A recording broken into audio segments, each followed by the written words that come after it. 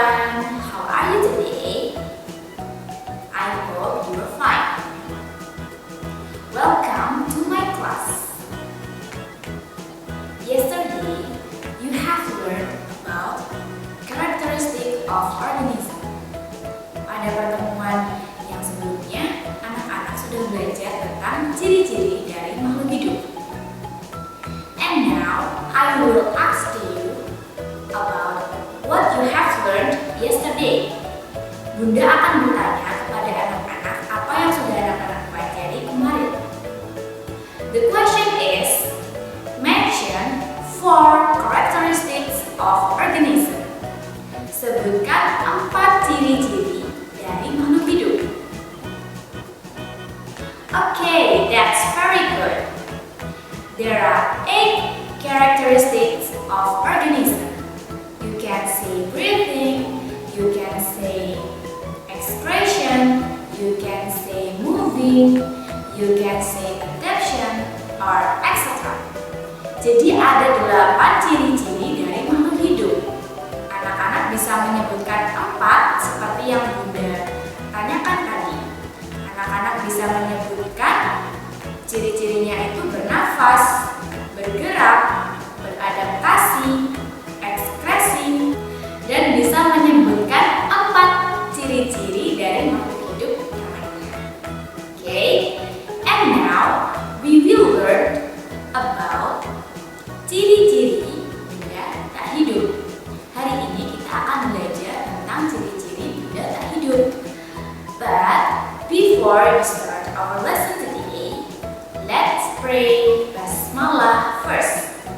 Bismillahirrahmanirrahim. Are you ready to learn? That's good. Enjoy this video.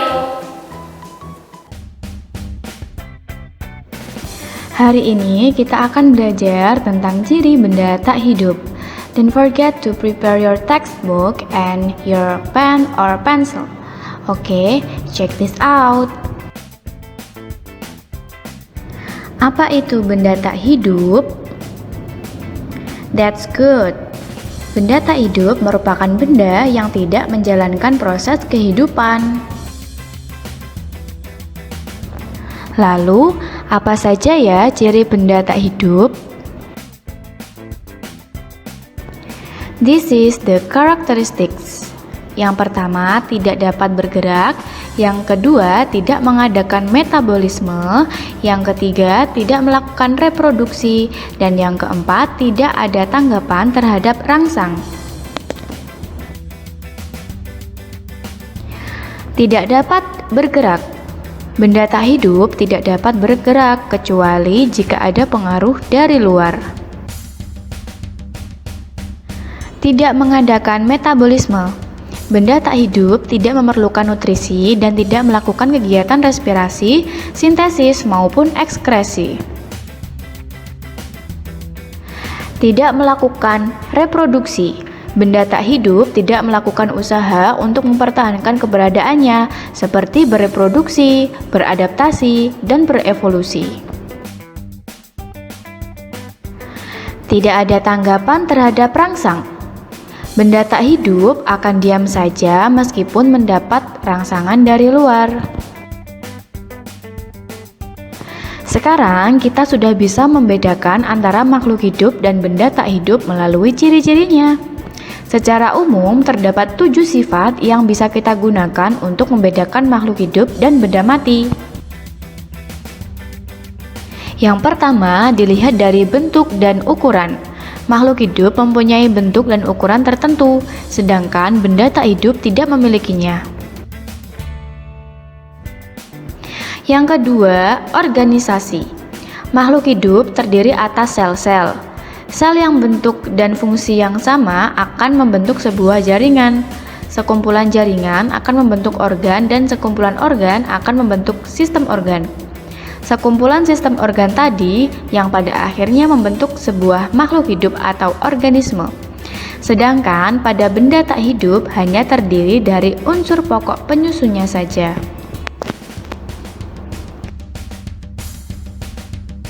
Yang ketiga, komposisi kimia. Makhluk hidup mempunyai komposisi kimia tertentu yang terdiri atas unsur-unsur karbon, hidrogen, oksigen, nitrogen, belerang, fosfor, dan sedikit mineral. Sedangkan pada benda tak hidup memiliki komposisi kimia tidak menentu. Yang keempat, metabolisme. Pada makhluk hidup terjadi pengambilan dan penggunaan makanan atau nutrisi, pernapasan atau respirasi, sekresi, dan ekskresi. Sementara pada benda tak hidup tidak mengalami hal-hal seperti itu. Yang kelima, iritabilitas. Makhluk hidup dapat memberikan reaksi terhadap perubahan di sekitar, misalnya cahaya, gesekan, kelembapan, dan suhu. Sementara benda tidak hidup tidak dapat memberikan reaksi.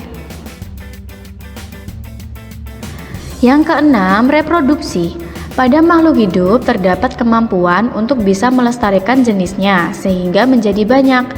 Sementara pada benda tak hidup tidak memiliki kemampuan tersebut. Yang terakhir adalah tumbuh dan mempunyai daur hidup. Setiap makhluk hidup mempunyai proses tumbuh dan berkembang serta daur hidup yang terdiri atas proses kelahiran, tumbuh, dewasa, dan mati. Sementara benda tak hidup tidak mengalami proses itu. That is my explanation for today. Thanks for your attention. Okay, that's my explanation about ciri-ciri benda tak hidup. Itu tadi adalah penjelasan Bunda tentang ciri-ciri dari benda tak hidup. I hope you will understand what I explained to you. Jadi Bunda harapkan anak-anak bisa mengerti dan paham tentang apa yang Bunda sampaikan tadi. And if you have any question to me, you can ask me on the Zoom meeting. Jadi jika anak-anak punya pertanyaan terkait dengan ciri-ciri benda tak hidup, bisa disampaikan saat live Zoom. And I have a challenge that you have to complete. Dan Bunda ada sebuah tantangan yang harus anak-anak selesaikan. Okay? Before we